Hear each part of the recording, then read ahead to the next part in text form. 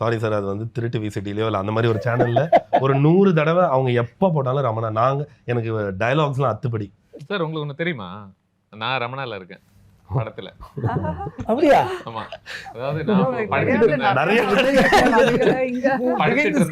இருந்த காலம் ப்ரௌசிங் சென்டர்லாம் அப்போ பெருசா போயிட்டு இருந்துச்சு. அப்போ நைட் டைம் பூரா அங்க வேலை செய்வேன் பார்ட் டைமுக்கு. அப்போ உங்க டீம்ல இருந்து ஒரு ஏடி வந்து நாங்க இந்த ஸ்கவுட்ஸ் மாதிரி, அந்த ஆர்மி ஸ்கவுட்ஸ் மாதிரி சில பேரை தேடிக்கிட்டு இருக்கோம், நீங்க வரீங்களா? ஐ திங்க் சரியா இருப்பீங்கன்னு நினைக்கிறேன். ஒரே ஒரு நாள் ஷூட்டிங்கு, சும்மா வாங்க, 100 ரூபா கொடுப்போம், நல்லா சாப்பாடு போடுவோம்னு சொல்லி அன்னைக்கு பேசியிருந்தாங்க. சரி, காசுல படம் எக்ஸ்பீரியன்ஸ் எப்படி இருக்குன்னு போய் பார்க்கலான்னு சொல்லி ஐ திங்க் நடிகர் சங்கத்துலேருந்து ஒரு பஸ்ஸில் பொட்டலம் கட்டிட்டு அங்கே போய் கூப்பிட்டு போனாங்க. அங்கே ஒரு அடிக்கிறது அவ்வளோ பெரிய யூனிஃபார்ம். போய் நின்றேன். நீங்க வந்து ஒரு கிரேன் மேல உட்காந்துட்டு இருந்தீங்க. அவர் தான் டைரக்டர் அப்படின்னாங்க. உனக்கு ஒன்றும் தெரியல, ரொம்ப தூரத்தில் உட்காந்து மைக்கில் நீங்க அப்படி எப்படி இருந்தீங்க. அப்புறம் விஜயகாந்த் அவங்க வந்தாங்க. அது என்ன சீனுன்னா ஒரு மாண்டாஜில் வரும். அவர் அப்படியே நேராக அப்படி கடந்து போயிட்டு டைலாக்லாம் பேச மாட்டாங்கன்னு எனக்கு அப்போ தான் தெரியும். அவர் வந்து இப்படி இப்படி இப்படி இப்படி இப்படி பண்ணிட்டு அப்படியே நடந்து போவார். மியூசிக்ல வரும். ஆமா, நான் கூட என்ன நம்ம காது கேட்கலையே, ஒண்ணுமே பேச மாட்டேங்கிறாரு அப்படின்னு சொல்லி.